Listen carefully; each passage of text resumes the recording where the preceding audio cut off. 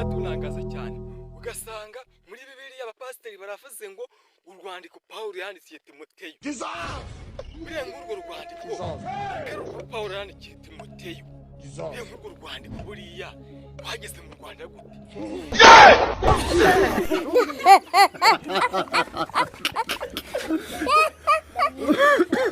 ubundi muri Bibiliya hari ibintu byinshi baduhishe ntibigeze batubwira se Yesu yakiraga iby'abana ese yubakaga nyirango ese yaryaga ibyana ubundi muri Bibiliya hari ibintu baduhishe andika ngo muri komenti ese niba Yesu atararyaga ibyana mani tubwire niba Yesu atararyaga ibyana batarabiduhishe